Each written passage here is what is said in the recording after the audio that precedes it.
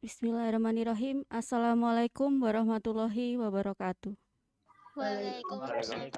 warahmatullahi Alhamdulillahirrabbilalamin. wabarakatuh. Wassalatu wassalamu ala asrafil anbiya wal mursalin wa ala alihi wa ashabihi ajmain. Amma ba'd.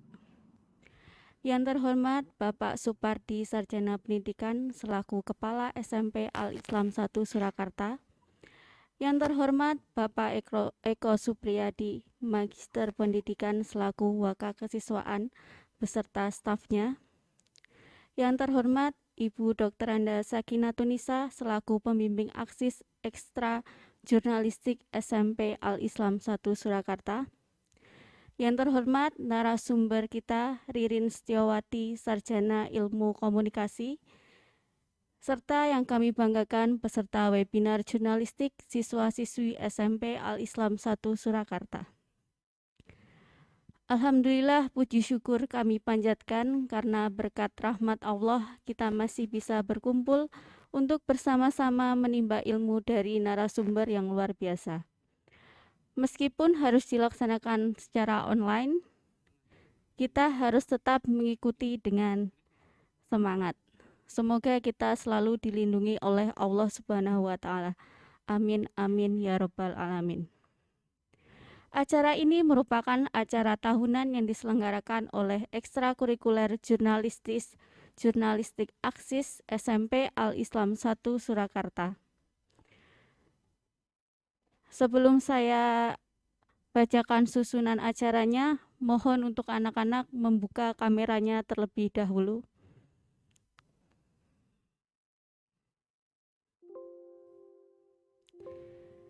Berikut saya bacakan susunan acaranya.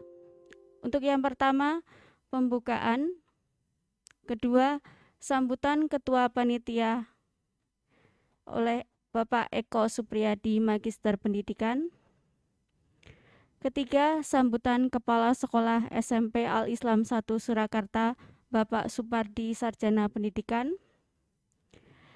Yang keempat, pengenalan majalah Aksis dan sambutan koordinator majalah Sekolah Aksis oleh Ibu Dr. Anda Sakinatunisa. Yang kelima, pengenalan Aksis oleh kru jurnalistik Spalsa. Yang keenam, acara inti yaitu workshop pers kreatif di masa pandemi oleh pemateri kita Ririn Setiawati, Sarjana Ilmu Komunikasi. Yang ketujuh, kuis. Dan yang kedelapan adalah penutupan. Memasuki acara selanjutnya yaitu pembukaan. Marilah kita buka acara webinar kali ini dengan membaca basmalah bersama-sama. Bismillahirrahmanirrahim. Acara selanjutnya yaitu sambutan Ketua Panitia oleh Bapak Eko Supriyadi, Magister Pendidikan. Kepada Bapak Eko kami persilakan.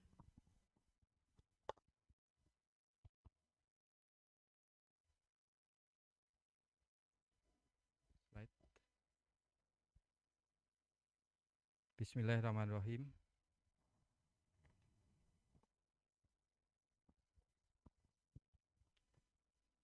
Bismillahirrahmanirrahim. Assalamualaikum warahmatullahi wabarakatuh. Waalaikumsalam warahmatullahi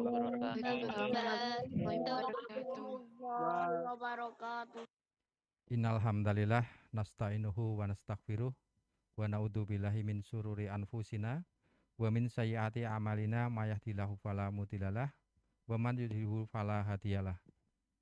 Asyhadu an la ilaha illallah wa asyhadu anna Muhammadan abduhu wa rasuluh la nabiyya ba'da. Yang terhormat Bapak Kepala Sekolah SMP Al-Islam 1 Surakarta, yang terhormat Ibu Dr. Anda Sakinatunisa selaku koordinator majalah Aksis SMP Al-Islam 1 Surakarta, yang kami hormati juga kepada pemateri Ibu Ririn Setiawati, Sarjana Ilmu Komunikasi. Anak-anakku yang berbahagia, pertama-tama marilah kita panjatkan puji syukur kita kepada Allah Subhanahu wa Ta'ala karena pada siang hari ini alhamdulillah kita bisa bertemu di dalam acara webinar dan workshop jurnalistik di SMP Al-Islam 1 Surakarta yang insya Allah nanti temanya adalah pers kreatif di masa pandemi. Anak-anak yang berbahagia dan pemirsa YouTube Spalsa Berikrar, kami sampaikan bahwa SMP Al-Islam 1 Surakarta adalah sekolah yang sangat memperhatikan kegiatan-kegiatan ekstrakurikuler demi menunjang pengembangan potensi-potensi dari para peserta didik. Nah, salah satunya adalah kegiatan ekstrakurikuler yang dinilai cukup penting untuk dikembangkan khususnya di dalam bidang jurnalistik, dan ini mengawal publikasi SMP Al-Islam 1 Surakarta melalui majalah Aksis yang disingkat kepanjangannya adalah Ajang Kreativitas Siswa, yang ini terbit selama dalam 1 tahun sebanyak 2 kali, yaitu di semester gasal dan semester genap. Harapannya dengan adanya ekstrakurikuler di bidang jurnalistik ini, para peserta didik itu dapat memiliki minat dan bakat khususnya di dalam bidang kepenulisan untuk majalah sekolah. Anak-anak yang berbahagia, karena di situasi saat ini dalam kondisi COVID yang belum selesai dan pembelajaran juga masih dalam tatap muka terbatas, oleh karena itu di dalam kegiatan workshop kali ini diadakan secara webinar ya. Jadi secara jarak jauh, namun demikian tidak mengurangi esensi daripada kegiatan ini. Harapannya nanti dengan melalui pembelajaran daring ataupun dengan metode PJJ ini, kita bisa tetap berkreasi di dalam penulisan jurnalistik. Anak-anak yang berbahagia, kami berharap sekali di antara yang hadir pada kali ini, yang kami undang sejumlah 80 partisipan dari seluruh kelas yang diwakili 4 siswa, dan dari kru Aksis sendiri ada sebanyak 9 siswa. Kami berharap dengan kegiatan ini nantinya kalian akan lebih bisa tertarik di dalam dunia kepenulisan yang bisa membantu untuk mengembangkan bakat dan minat kalian masing-masing, dan umumnya nanti bisa membantu sekolah di dalam memperkenalkan atau mempublikasikan SMP Al-Islam 1 Surakarta yang tercinta ini. Anak-anak yang berbahagia, di akhir pembukaan ini nanti silahkan bisa diikuti dengan baik sampai selesai dan bisa berlanjut kepada pemilihan dari anggota Aksis ini. Saya kira dari kami cukup sekian. Billahi taufiq wal hidayah. Assalamualaikum warahmatullahi wabarakatuh. Waalaikumsalam.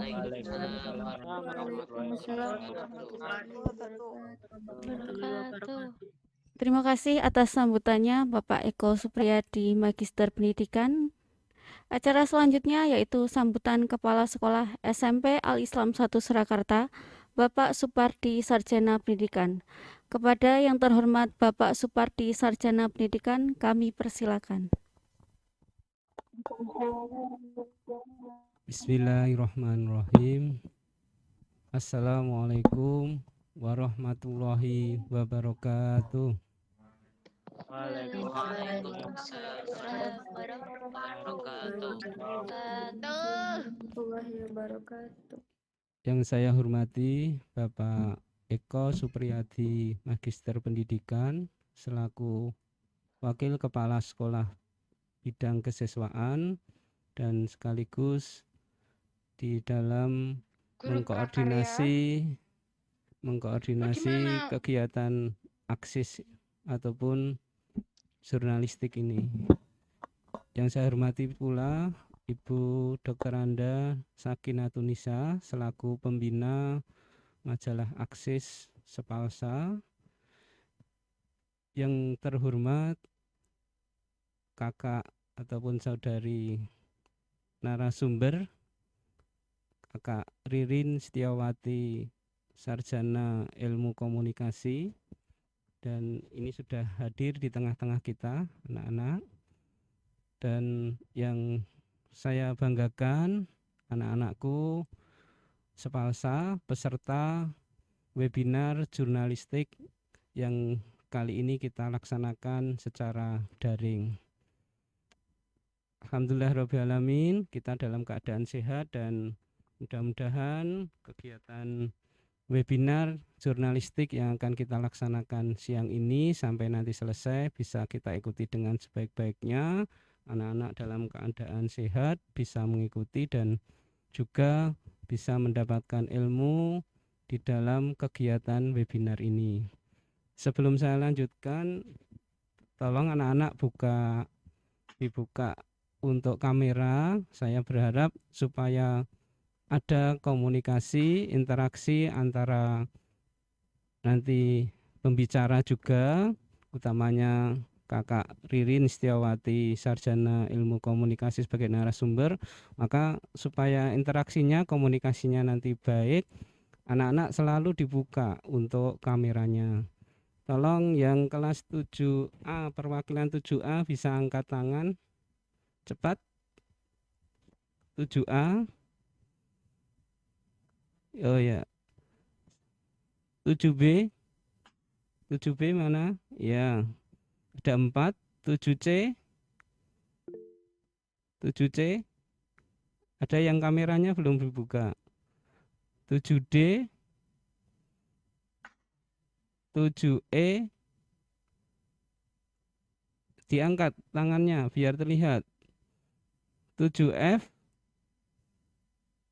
7G, 7H, kemudian 8A. 8A mana? 8A. 8B, 8C. Angkat tangan 8C. Ya. 8D. Ya, terima kasih. 8E. 8F. 8G. Mana 8G? Ya, 8H. Terakhir 8I.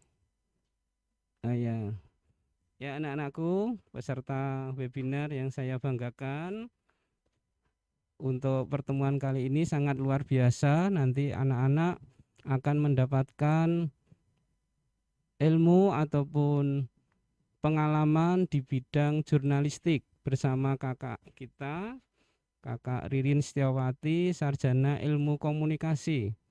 Insya Allah nanti akan memberikan materi sesuai dengan tema kali ini, yaitu pers kreatif di masa pandemi. Sangat luar biasa. Mari nanti anak-anak kita ikuti dengan sebaik-baiknya.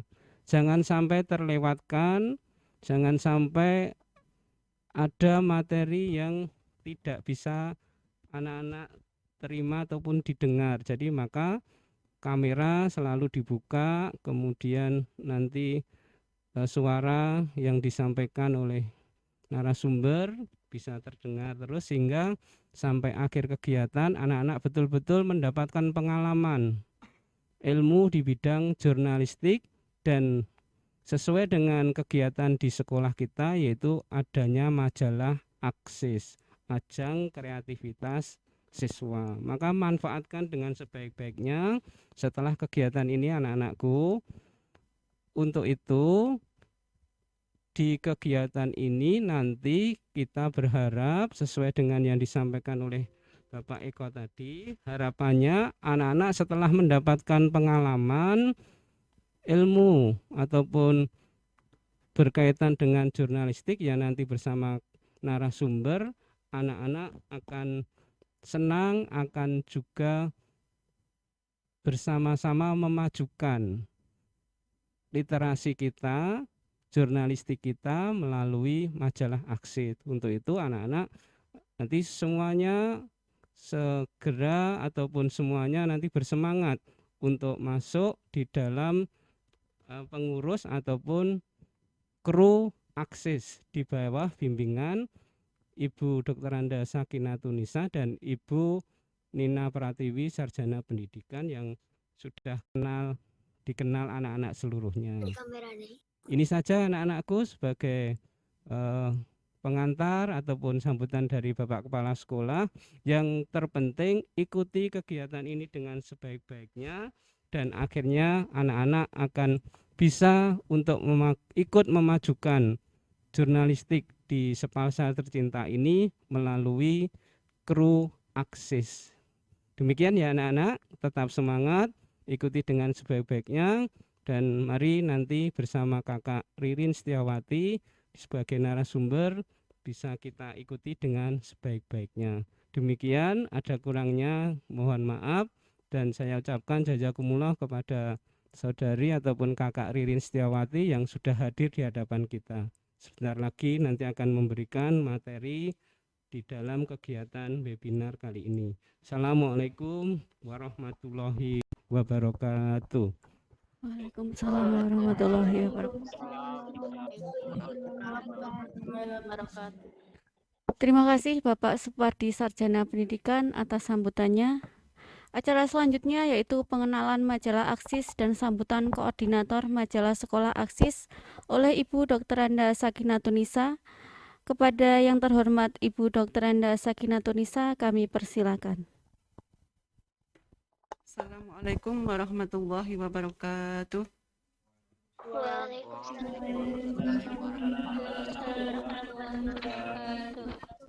Yang terhormat Bapak Supardi, Sarjana Pendidikan selaku Kepala Sekolah. Yang terhormat Bapak Eko Supriyadi, Magister Pendidikan selaku Wakakesiswaan. Yang terhormat segenap panitia webinar jurnalistik SMP Al-Islam 1 Surakarta.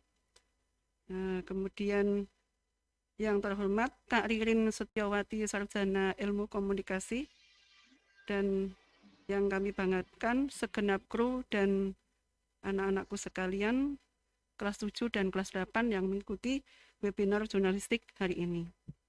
Alhamdulillahirabbil alamin. Puji syukur kehadirat Allah Subhanahu wa taala yang telah memberikan hidayah, kesehatan dan kesempatan kepada kita semuanya sehingga kita bisa mengikuti kegiatan pada siang hari ini dengan penuh semangat ya anak-anakku sekalian. Tak lupa salam dan selawat marilah kita sampaikan kepada junjungan kita Nabi Muhammad SAW. Semoga kita semuanya mendapatkan syafaatnya di hari kemudian nanti. Amin ya rabbal alamin. Ucapan terima kasih saya sampaikan kepada Bapak Supardi, Sarjana Pendidikan selaku Kepala Sekolah yang mana telah memfasilitasi webinar jurnalistik ini sebagai pengganti dari workshop jurnalistik yang sudah kami laksanakan sebagai agenda rutin pada ekskul jurnalistik. Nah, karena ini di masa pandemi, maka kita melaksanakan webinar ini. Anak-anakku sekalian yang saya banggakan, perlu saya sampaikan, mungkin di antara kalian karena ini masa pandemi sehingga kalian belum ada tatap muka kegiatan jurnalistik sehingga masih meraba-raba apa yang dinamakan Aksis. Mungkin kalau di ekskul itu dikatakan sebagai Aksis, mungkin kalian bingung ini ekskul apa gitu nggih. Jadi ini saya sampaikan bahwa Aksis itu kepanjangan dari ajang kreativitas siswa. Jadi di sini kegiatannya adalah semacam laboratorium literasi ya. Nanti produknya adalah menerbitkan sebuah majalah yang namanya Aksis. Namun demikian kegiatan di sini bukan sekedar untuk literasi saja, akan tapi ini juga menyangkut berhubungan dengan yang lainnya. yaitu ada kegiatan yang sangat menyenangkan, yaitu foto. Jadi anak-anak yang punya bakat, kalian bisa jepret-menjepret tentang kegiatan apa saja yang ada di sekolahan ataupun yang ada di lingkungan kalian di rumah, gitu ya. Bisa nanti kita karya yang terbaik bisa kita tampilkan di majalah kita. Di samping itu juga ada kegiatan liputan yang mana kalian nanti akan menjadi semacam wartawan cilik ya, yang mampu meliput semua kegiatan baik yang di sekolah maupun yang di luar sekolah. Demikian pula kami latihkan juga untuk keberanian kalian untuk kegiatan sponsorship. Tapi karena ini masa pandemi, maka kita terbatas ya kegiatannya agak demikian. Nah, kemudian saya perkenalkan ya anak-anakku sekalian bahwa majalah Aksis ini sudah cukup lama berkiprah di SMP Al-Islam ini. Mungkin sejak kalian belum dilahirkan, mungkin sejak ibu orang tuamu belum dilahirkan. Jadi ini usianya sudah sangat senior sekali, 27 tahun. Jadi Aksisnya berdiri sudah 27 tahun. Jurnalistik di sekolah kita ini sudah berjalan 27 tahun. Jadi kiprahnya di Spalsa itu sudah tidak diragukan lagi. Jadi melalui Aksis ini, itu semua kreativitas siswa bisa tertampung di sini ya. Apa kalian mempunyai bakat apa, misalnya dalam bidang kaligrafi, misalnya dalam bidang karikatur, humor, asah otak, kemudian meliput, fotografi dan sebagainya, semuanya bisa tertampung di sini gitu ya.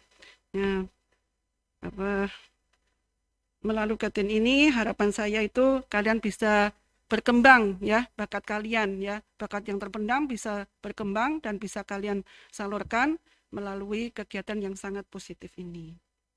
Nah, anak-anakku sekalian yang saya banggakan, webinar ini terselenggara dengan tujuan memberikan pembekalan masalah kejurnalistikan khususnya bagi kru junior ya. Walaupun masa pandemi, namun Aksis tetap eksis di Spalsa. Seperti itu. Mampu mewujudkan kreativitas siswa dan mampu menunjukkan kepada dunia bahwa kalian cukup membanggakan. Seperti itu. Harapan kami nanti setelah kegiatan ini kalian mendapatkan wawasan yang cukup tentang jurnalistik, kemudian tertarik dan bergabung bersama kami. Seperti itu.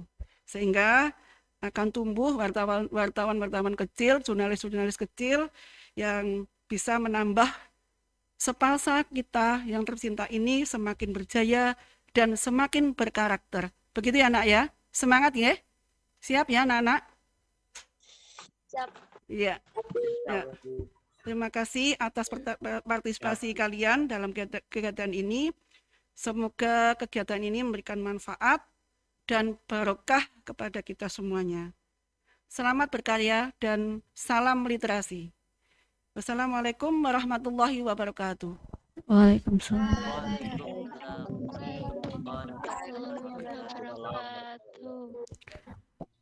Terima kasih kepada Ibu Dr. Anda Sakinatunisa atas sambutannya. Semoga melalui sambutan beliau anak-anak menjadi termotivasi menjadi wartawan kecil di Spalsa kita. Tambahan informasi anak-anak, untuk siswa yang bergabung di Google Meet siang hari ini akan mendapatkan pulsa.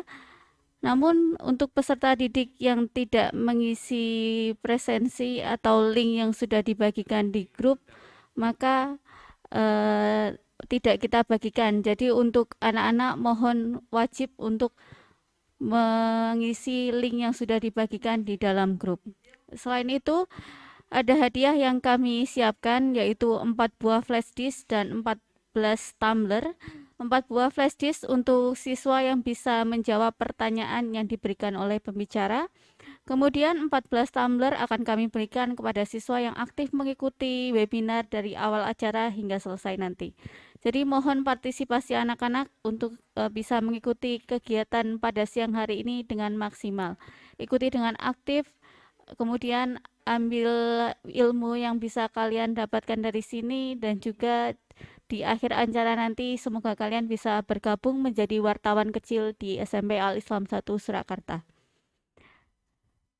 Memasuki acara kelima yaitu pengenalan Aksis oleh kru jurnalistik Spalsa yang akan dibawakan oleh teman-teman kita, yaitu Nabila Agustina Kamil dari kelas 8A, Azahra Tushita Valensa dari kelas 8A, dan Faiza Nur Aisyah Alia dari kelas 8C. Kepada rekan-rekan jurnalistik kami persilakan.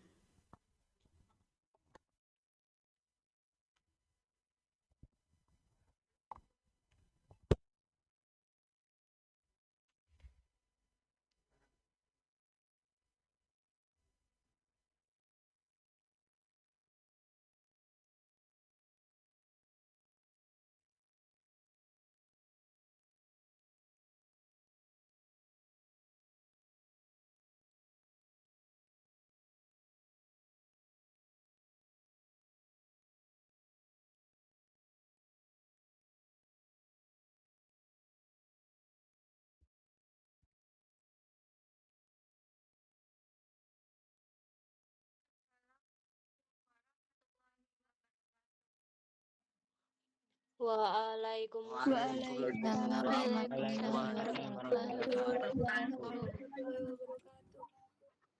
Alhamdulillahirabbil alamin wassalatu wassalamu ala asrofil anbiya'i wal mursalin wa ala alihi wa sahbihi ajma'in amma ba'du. Pertama-tama marilah kita panjatkan puji syukur kepada Allah Subhanahu wa taala. Shalawat dan salam selalu tercurah kepada junjungan kita Nabi Muhammad Shallallahu alaihi wasallam.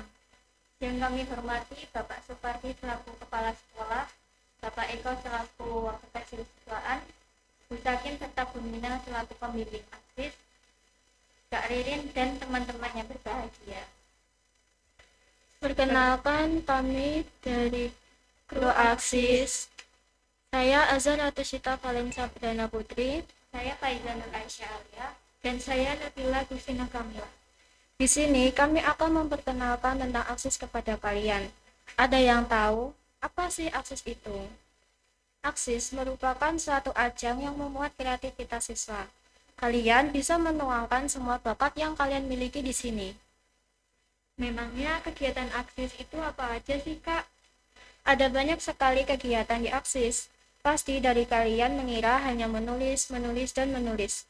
Sebenarnya Aksis itu menyenangkan loh. Iya, benar banget, Kak. Selain menulis, di Aksis juga bisa meliput, menggambar, dan fotografi. Contohnya, jika ada kegiatan di sekolah, kalian bisa meliput kegiatan tersebut. Iya, Kak. Selain itu, teman-teman juga bisa belajar fotografi loh. Kalau ada kegiatan sekolah, kalian bisa tuh mengambil foto dari kegiatan tersebut. Wah, seru sekali ya. Berarti jika gabung di Aksis banyak manfaatnya ya. Kita bisa belajar bersama. Setiap tahunnya, Aksis juga menerbitkan majalah. Dan siapapun boleh mengisi majalah tersebut. Biasanya, majalah tersebut memuat karya dari anak-anak Spalsa. Iya, Kak, seru banget. Di Aksis banyak kegiatan, bisa banget tuh buat mengisi waktu luang.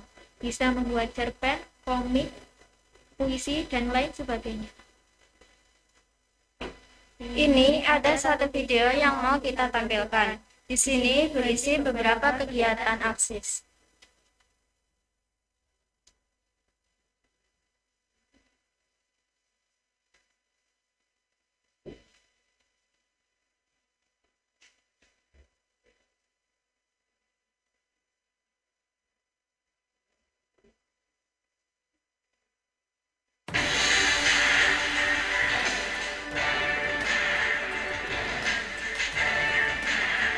Yang pertama ada workshop jurnalis.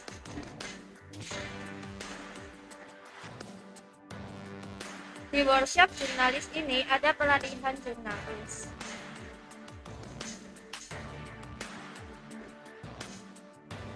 Yang pertama ada workshop jurnalis. Di workshop jurnalis ini ada pelatihan jurnalis. Bagi teman-teman yang bergabung di Aksis akan mendapatkan pelatihan, baik pelatihan meliput, menulis berita, fotografi, dan lain sebagainya.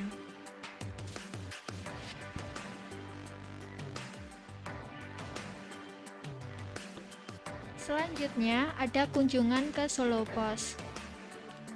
Di sana kita menyaksikan pembuatan koran mulai dari awal peliputan berita sampai pencetakan koran. Karena sekarang sedikit orang yang membaca koran, maka kita bisa mengganti membaca berita melalui website. Selanjutnya adalah meliput kegiatan sekolah. Selain kita meliput kegiatan di luar sekolah seperti kunjungan di Solo Pos tadi, kita juga bisa meliput kegiatan di sekolah. Seperti meliput kegiatan kreaso, pensi sekolah, dan kegiatan lainnya. Serunya jika ada kegiatan apapun, kita dapat ikut di kegiatan tersebut. Selanjutnya ada kunjungan ke Yogyakarta.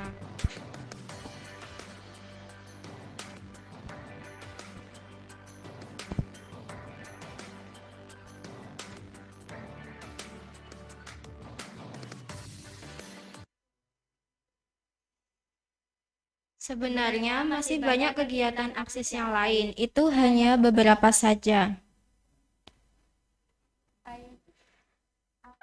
Ayo teman-teman bergabung di aksis bersama kami ya, tunjukkan bakat dan kreativitas kalian. Sekian dari kita, wassalamualaikum warahmatullahi wabarakatuh. Waalaikumsalam warahmatullahi wabarakatuh.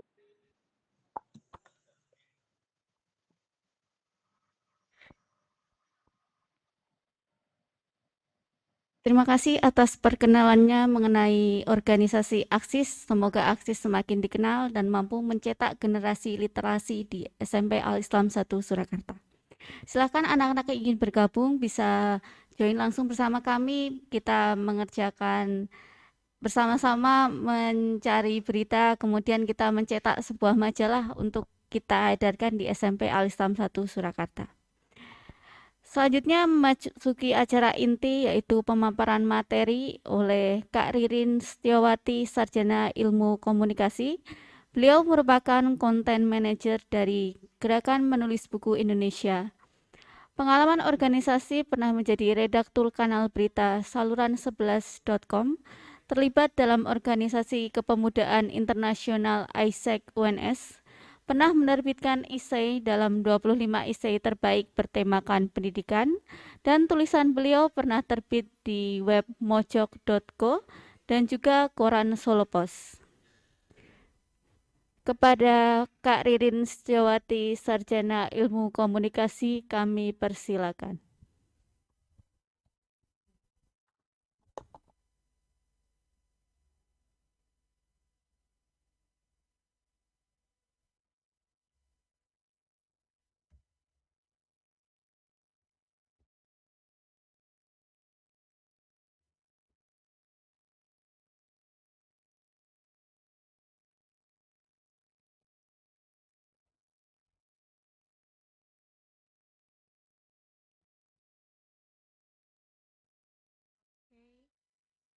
Baik, terima kasih kepada Ibu Nina ya yang sudah memperkenalkan saya terlebih dahulu.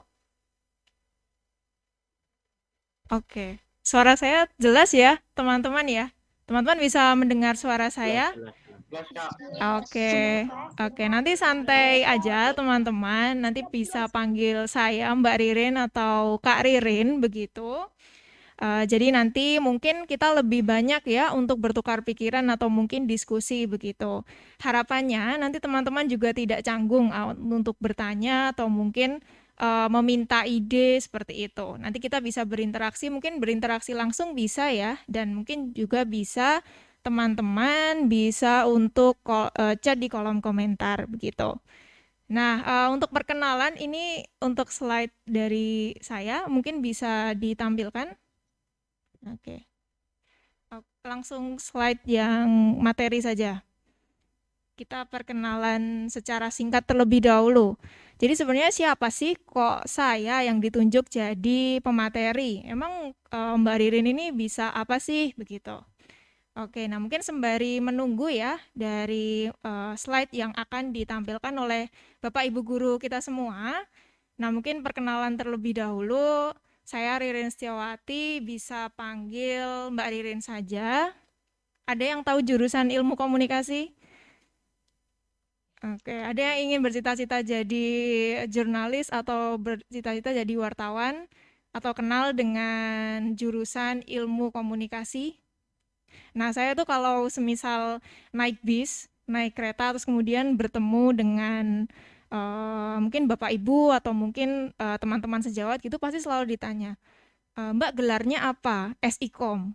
Tapi pasti selalu, oh jurusan komputer ya, kayak gitu. Nah mungkin tadi teman-teman ketika baca gelar saya pasti agak terkecoh gitu. Wah ini jangan-jangan mbaknya ini jurusan komputer kayak gitu. Nah bukan ya teman-teman, jadi kalau SIKOM itu adalah sarjana ilmu komunikasi begitu. Nah hari ini saya akan menyampaikan materi tentang masa depan warta Indonesia. Nah, di sini teman-teman ada yang tahu nggak warta itu artinya apa? Atau mungkin ada yang asing nggak dengan kata-kata warta begitu? Oke. Nah, mungkin next bisa lanjut. Nah, kehidupan kuliah saya sebenarnya saya itu lumayan aktif di dunia jurnalistik karena di jurusan ilmu komunikasi itu juga ada penjurusan jurnalistik. Jadi saat itu saya disuruh memilih, yang pertama apakah saya ingin memilih video, jurusan PR atau Public Relation atau kehumasan, kemudian ada juga jurusan radio, ada juga jurusan advertising, dan jurnalistik ini wajib. Nah saat itu saya memilih penjurusan jurnalistik dan video dan juga Public Relation. Jadi itu adalah spesialisasi saya saat kuliah. Nah, karena komunikasi ini kan intinya kita dididik nih supaya menjadi komunikator yang baik. Nah, salah satu yang saya pikirkan pada saat itu adalah menjadi jurnalis, harus belajar jadi jurnalis. Akhirnya saya bergabung dengan Lembaga Pers Mahasiswa. Nah, mungkin teman-teman di sini yang sudah punya proyeksi nih mau kuliah di mana kayak gitu, ingin jurusan apa, begitu kan kalau anak zaman sekarang kan lebih lebih futuristik gitu, lebih memikirkan masa depannya tuh lebih cepat. Nah, mungkin sedikit cerita ini juga mungkin anekdot ya. Jadi dulu itu saya kira jurnalistik itu yang ikut banyak. Nah, waktu pendaftaran yang ikut itu hampir 100 orang teman-teman dari satu angkatan karena kan itu tingkatnya adalah universitas. Puluhan ribu orang ada di universitas saya, Universitas Negeri 11 Maret di Solo. Nah, waktu itu yang mendaftar tuh ratusan. Nah, kemudian terpilih jadi 50 orang. Kemudian diseleksi lagi menjadi 30 orang, 30-an orang lah sekitar itu. Nah 30 orang itu termasuk saya, dan ternyata pada saat berjalannya waktu, ternyata seleksi alam itu terjadi. Ternyata tidak banyak memang teman-teman yang menyukai hal-hal seperti jurnalistik, karena justru karena membosankan, berat, dan lain sebagainya. Dan tahu nggak teman-teman pada akhirnya berapa satu angkatan saya yang bertahan? Itu total hanya 5 orang, 3 orang yang aktif, itu termasuk saya. Dan pada akhirnya di situ kami mengisi website, kami mengisi bukan koran ya, lebih kepada website dan juga majalah. Saya juga membuat majalah dengan teman-teman. Itu hanya diisi oleh 3 orang dan beberapa orang di angkatan atas, begitu. Nah, itu adalah isu saat ini bahwa memang jurnalistik itu memang tidak digemari banyak orang, tapi ilmunya itu bermanfaat bagi teman-teman yang mungkin tidak ingin menjadi jurnalis, begitu. Ilmu jurnalis itu bermanfaat bagi teman-teman untuk berkomunikasi lebih baik, untuk menyampaikan pesan yang lebih baik, begitu. Nah, kemudian karena tidak ingin hanya di jurnalistik, saya mengikuti beberapa organisasi, begitu. Saya menjadi Kepala Divisi Marketing Communication, masih di bidang komunikasi, dan kemudian juga saya menjadi member of ISEC UNS. Jadi di situ banyak sekali pengalaman-pengalaman di luar jurnalistik, jadi saya tidak hanya terkungkung pada ilmu-ilmu jurnalistik, tapi juga ilmu marketing dan lain sebagainya. Di situ saya juga mendapatkan perspektif yang banyak. Jadi tidak hanya membaca buku, tapi juga bergaul dengan teman-teman yang lain. Mungkin bisa lanjut. Oke, nah kemudian untuk perjalanan profesional, tahun 2018 saya diberikan kesempatan ya untuk menjadi periset di Kompas, di Litbang Kompas Jakarta. Di sana saya lebih banyak belajar tentang analisis data, kemudian pemakaian data untuk keperluan jurnalistik, seperti itu. Terus kemudian setelah lulus, saya memiliki ketertarikan di bidang literasi dan pendidikan. Saya menjadi tentor dan juga pekerja kreatif di salah satu bimbel di Surakarta. Nah, setelah itu barulah saya sekarang menjadi head program dari Nyalanesia atau bertanggung jawab pada konten-konten begitu. Jadi sebenarnya lingkup saya itu adalah di bidang edukasi dan juga literasi dan juga konten kayak gitu. Bagaimana sih caranya membuat orang itu paham apa yang ingin kita sampaikan. Nah, itu kan juga mungkin cita-cita dari teman-teman ya. Kadang-kadang kan kayak, aduh aku ngomong tapi nggak diperhatikan nih sama temanku kayak gitu. Aku ngomong tapi kok temanku nggak ngerti-ngerti ya. Nah, itulah dasar-dasar yang harus kita pahami dan sekarang kita belajar hari ini. Oke, mungkin ini bisa langsung masuk materi. Oke, ini diloncati saja. Tadi sudah sekilas dijelaskan oleh Bu Nina. Oke.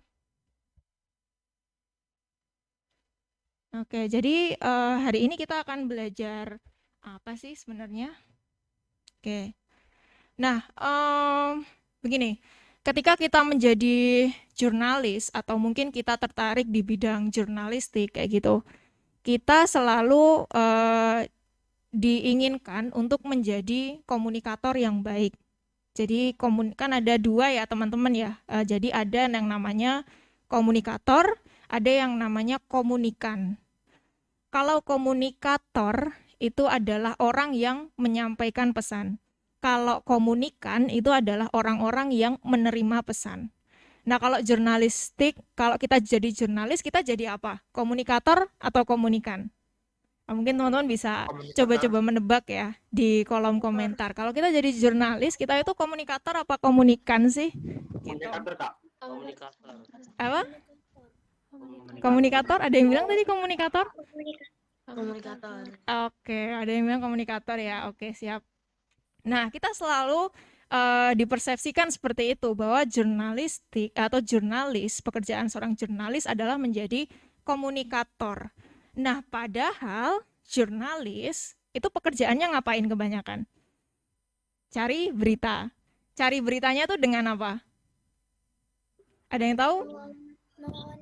Oke, wawancara ya. Oke, nah wawancara itu kita jadi lebih banyak jadi komunikator apa lebih banyak jadi komunikan sih? Lebih banyak jadi Komunikan. Oke, bener. Iya, bener banget. Jadi komunikan. Benar. Nah, di sini teman-teman udah pintar ya, sudah bisa menganalisis bahwa wartawan itu memang kadang-kadang dipersepsikan sebagai memang komunikator, harus ngomong terus, harus nulis terus gitu. Tapi pada intinya basicnya adalah kita bisa dengan baik itu mendengarkan, kita bisa dengan baik membaca situasi, kemudian kita bisa dengan baik menganalisis situasi yang ada di sekeliling kita, dan juga siapa sih yang kita wawancara itu kita bisa menerima pesannya dengan baik begitu. Kalau mungkin ini sih wartawan itu tidak boleh arogan begitu, harus banyak mendengar seperti itu. Nah, untuk itu, untuk materi yang awal-awal ini, saya ingin lebih mengajak diskusi teman-teman bagaimana sih caranya menempatkan diri sebagai komunikan. Atau bagaimana sih caranya menempatkan diri sebagai pembaca. Karena gimana kita mau menulis atau memproduksi suatu konten yang digemari pembaca kalau kita nggak paham bagaimana sih rasanya jadi pembaca, bagaimana sih rasanya jadi orang yang mengonsumsi konten. Jadi kalau di jurnalistik itu kita bisa merefleksi diri kita sendiri, apalagi kan anak-anak muda nih teman-teman. Jadi kan mungkin trennya nih lebih sudah berbeda begitu. Nah, teman-teman ini pasti punya ide-ide yang fresh begitu. Nah, untuk itu hari ini kita akan lebih banyak ya untuk memahami perkembangan media dan budaya komunikasi masyarakat Indonesia. Nah, ini kita bisa belajar dengan kita merefleksikan diri kita sendiri. Kemudian kita bisa memahami tren pemberitaan media-media di Indonesia. Oke, jadi bagaimana sih cara media kita itu untuk menjelaskan? Kemudian yang ketiga, nah ini nanti yang akan saya singgung sedikit karena di sini teman-teman sebenarnya bisa belajar dari mana saja, termasuk lewat modul yang sudah dibagikan Ibu Nina kemarin ya. Nah itu teman-teman bisa secara otodidak atau secara mandiri belajar dari situ. Karena nggak bisa belajar jurnalistik cuma sekali terus kemudian jadi jurnalistik yang keren, wah itu susah. Nah untuk itu mungkin lanjut aja. Ini saya akan lebih banyak memberikan insight ya gitu. Oke. Nah yang pertama coba kita refleksikan ya cara kita mengonsumsi informasi saat ini. Jadi teman-teman mungkin bisa lebih fokus dan lebih santai, mungkin bisa di sambil ngemil atau mungkin banyak ya teman-teman di sini yang kayak sambil rebahan atau mungkin minum kopi, teh seperti itu. Oke, mungkin bisa lanjut.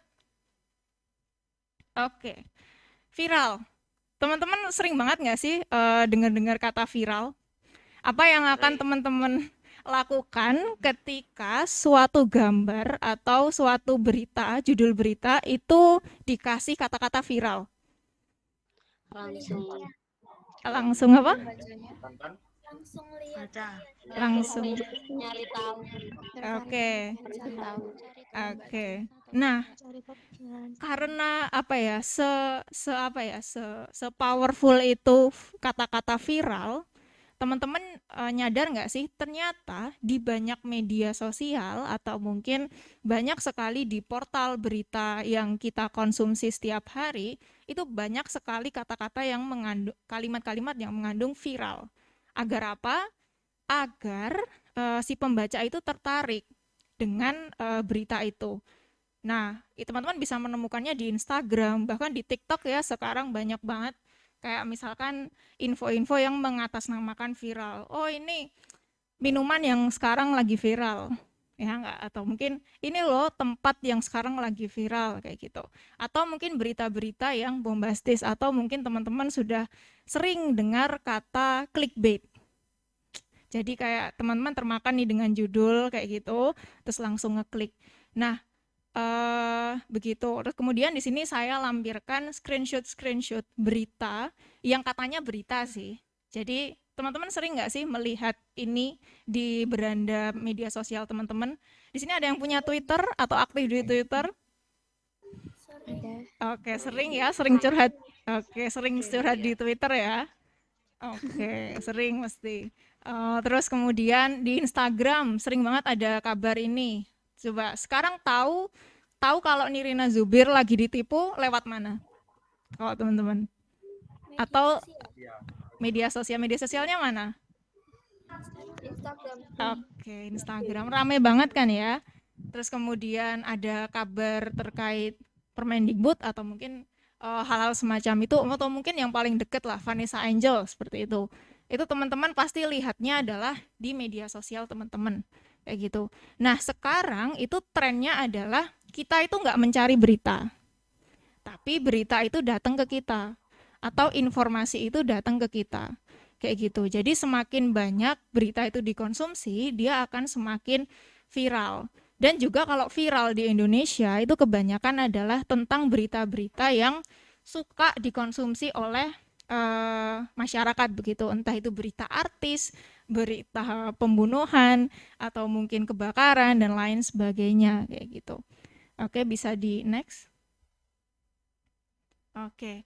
Nah, banyak sekali literatur atau bacaan yang membahas tentang psikologi manusia yang berubah ketika media baru atau internet itu datang. Jadi teman-teman itu sadar nggak sih ketika teman-teman, mungkin karena teman-teman sudah lahir bersama internet ya.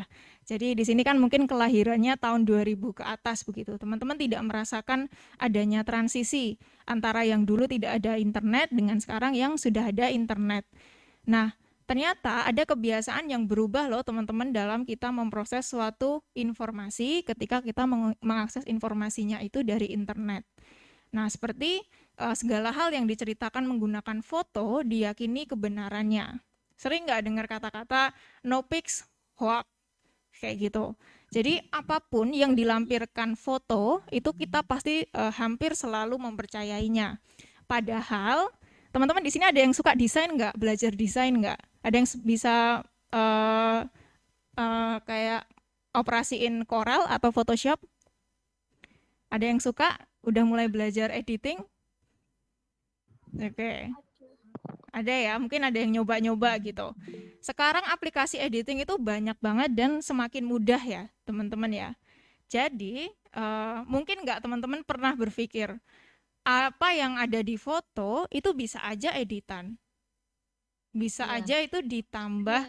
Misalkan ini, yang paling terkenal itu tahun 2016 kalau tidak salah. Di Sulawesi itu ada mitos namanya suku Kerdil Yobani.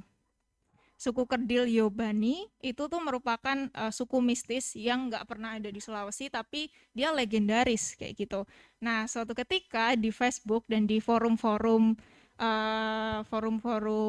diskusi seperti itu, ada foto yang tersebar terus kemudian dijudulin suku Yobani dalam foto kayak gitu.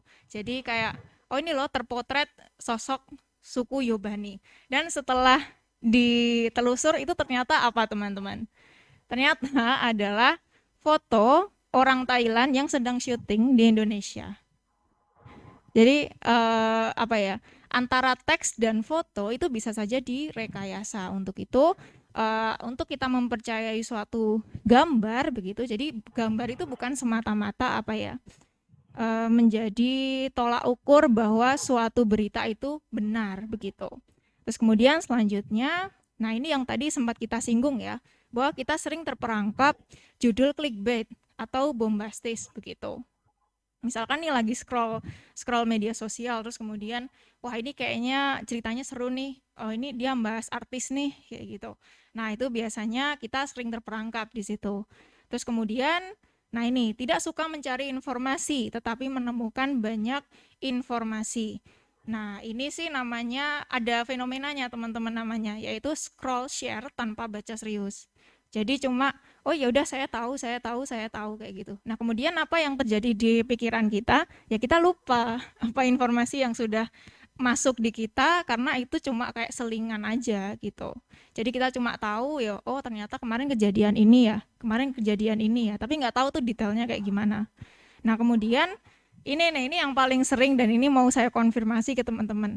Kalau teman-teman tertarik dengan suatu berita atau fenomena yang diberitakan di media sosial, kemudian teman-teman akan riset lebih mendalam di mana? Di kolom komentar enggak? Atau langsung buka Google terus kemudian cari keywordnya? Google. Cari ke Google langsung. Google ya. Oke, keren berarti. Oke, kalau yang udah cari di Google itu udah mungkin keren ya. Jadi, tapi sekarang itu ada fenomena baru nih. Orang-orang kalau riset bener atau enggaknya, itu tuh di kolom komentar teman-teman. Atau mungkin kalau di Twitter, itu tuh mereka carinya itu di utasnya itu loh. Atau mungkin balasan-balasan di situ. Nah itu makanya sering, semoga sih tidak terperangkap ya di situ ya. Tetap kita cek and recheck fakta yang ada dalam postingan tersebut. Nah kemudian yang terakhir nih, ini yang relate sekali dengan anak muda, yaitu lebih suka mengonsumsi shit posting atau jokes atau meme kayak gitu. Jadi misalkan ada jokes nih yang misalkan tentang politik yang kadang kita tuh nggak tahu maksudnya itu konteksnya apa, tapi itu lucu aja. Ya udah, jadi kan kita itu membentuk suatu kepercayaan, oh ternyata partai politik A itu seperti ini ya, konyolnya ya, padahal kita nggak tahu kayak gitu. Nah itu apa ya, hal-hal kebiasaan baru yang kalau nggak kita sadari itu akan membuat kita itu terperangkap dalam apa ya, kebenaran yang kabur gitu. Jadi kita tuh nggak tahu itu benar atau enggak, tapi ya udah karena kita percaya, ya udah pokoknya percaya aja kayak gitu. Oke, padahal jadi jurnalis itu salah satu apa ya, semacam kompetensinya adalah critical thinking atau berpikir kritis kayak gitu. Mungkin bisa lanjut.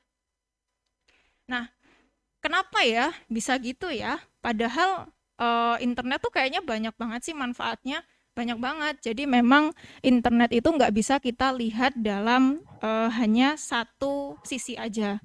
Internet itu kayak kalau teman-teman punya koin itu kan ada dua sisi ya. Ya, internet tuh seperti itu. Ada baik, ada buruknya. Dan mungkin teman-teman sebagai pelajar menemukan banyak sekali positifnya ya. Kayak sekarang teman-teman nggak bisa ke sekolah, tapi teman-teman bisa bertemu saya atau mungkin bisa bertemu Bapak Ibu guru untuk belajar. Kemudian juga semakin tahu nih kabar-kabar tentang idola di luar negeri kayak gitu, atau mungkin bisa belajar lewat kanal pembelajaran di luar sekolah kayak gitu kan lebih mudah kayak gitu. Cuma ya memang kuota ya teman-teman ya, kadang-kadang dilemanya di situ. Oke. Nah, ternyata coba kita bisa next. Waktu saya kuliah, karena saya kuliah di ilmu komunikasi, jadi saya sering sekali harus baca tentang filsafat-filsafat komunikasi dan juga mungkin ilmu-ilmu terkait tentang jurnalistik kayak gitu. Nah, ada salah satu sampai sekarang tuh yang membekas di saya dan ternyata saya tertarik di bidang itu. Ada salah satu kutipan yang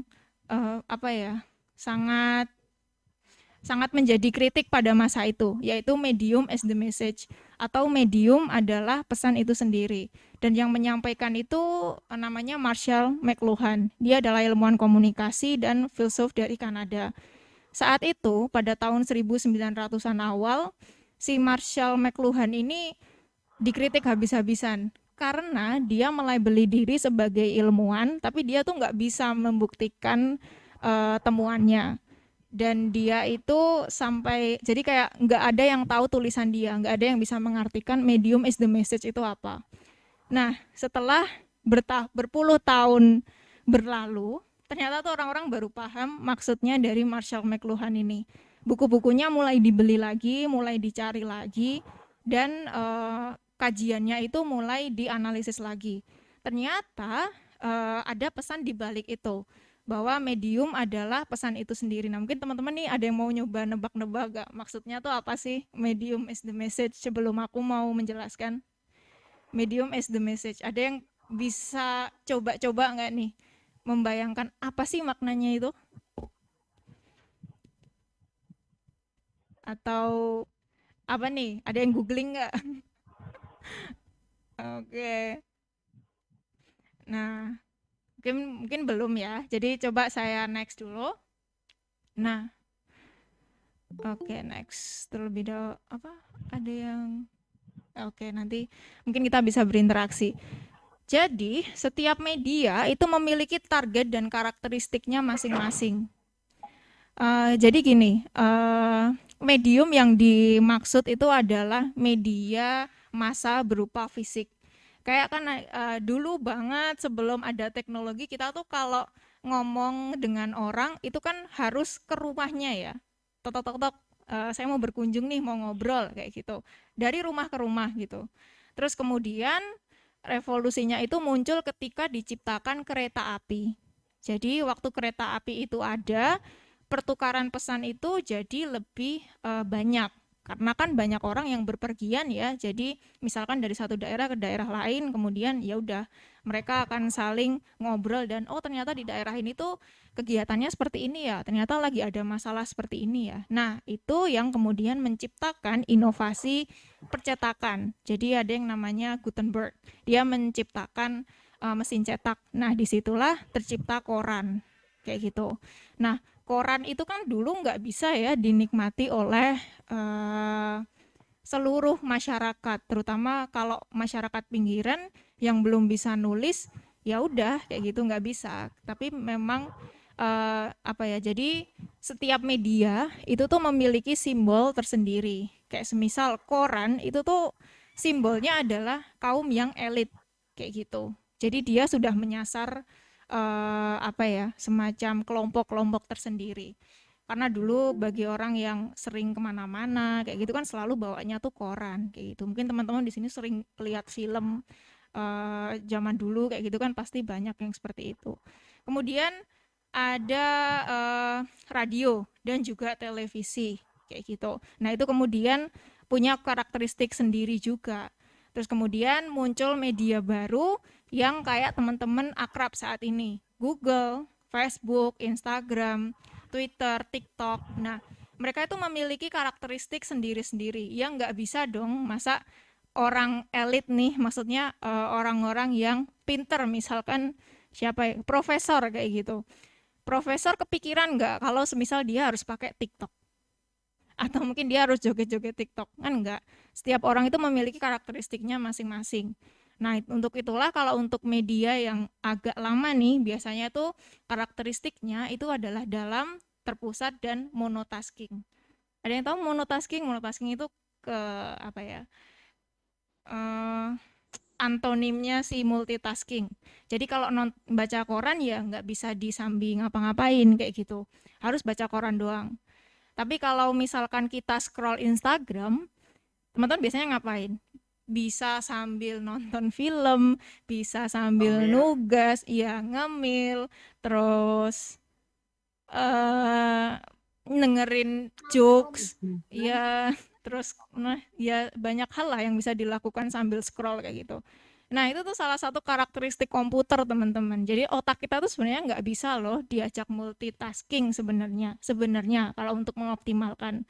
Tapi karena diciptakannya komputer yang dia bisa multitasking, akhirnya kita yang ikut komputer.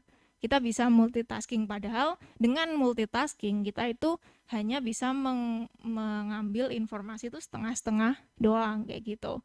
Nah, makanya teman-teman kan yang suka TikTok atau mungkin suka Instagram, media sosial itu kan kadang-kadang kan hobi banget nih multitasking kayak gitu, cepat, serba bebas, serba cepat kayak gitu.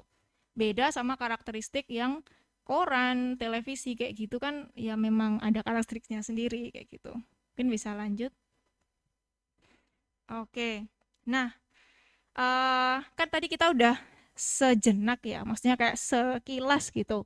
Kita tahu oh ternyata setiap media itu punya karakteristiknya sendiri-sendiri dan bisa aja media satu itu nggak cocok buat orang ini, tapi cocok buat orang yang lain kayak gitu. Nah, kenapa ya bisa kayak gitu? Nah, saya pernah baca ada istilah yang namanya media morfosa. Mungkin kalau teman-teman lebih akrabnya dengan metamorfosa ya. Nah, ini hampir sama. Jadi media morfosa itu artinya metamorfosa dari media itu sendiri. Jadi setiap masa itu pasti media itu bermetamorfosis kayak gitu. Jadi yang tadinya koran terus kemudian oh ternyata kita menciptakan sesuatu yang lebih seru karena desire-nya orang-orang. Desire itu apa ya? Desire itu hasrat ya mungkin ya, atau mungkin lebih ke kesukaan orang-orang itu. Dulu koran itu cuma isinya tulisan, teman-teman, benar-benar tulisan, nggak bisa cetak gambar ya karena masih terbatas. Terus kemudian mulai nih cetak gambar, terus ada orang yang berpikir lah ini ternyata orang-orang lebih suka gambar ya, diciptakanlah televisi. Terus habis itu ternyata emang ada orang-orang yang tidak mampu untuk membeli televisi. Terus kemudian terciptalah radio kayak gitu. Jadi inovasi-inovasi seperti itu dan kemudian muncul internet yang kemudian menciptakan apa ya, kesatuan dalam berkomunikasi. Setiap orang-orang di belahan dunia manapun bisa berkomunikasi. Nah, tapi ini kan enggak kita berbicara secara global ya, teman-teman. Nah, teman-teman kalau pengen belajar seperti ini secara global, itu biasanya teman-teman kalau masuk jurusan komunikasi bakal belajar. Jadi gimana sih cara komunikasi media di Jerman, gimana sih cara komunikasi di Australia seperti itu. Ya seperti itu. Nah, makanya kita karena tadi mempelajari budaya media di Indonesia, mungkin bisa next kita akan belajar nih sejarah media di Indonesia. Next coba. Oke. Nah ini kadang-kadang sedih ya, banyak sekali ilmuwan yang tahu tentang budaya Indonesia itu adalah orang luar. Krisnasyan ini merupakan ilmuwan dari India, tapi dia itu suka sekali meneliti media di Indonesia. Jadi dia itu kalau orang-orang luar yang suka sekali meneliti tentang Indonesia itu biasanya disebut Indonesianis. Indonesia, salah satu Indonesianis yang paling terkenal tentang media itu ya Krisnasyan ini. Dia sering sekali meneliti tentang budaya dan media di Indonesia.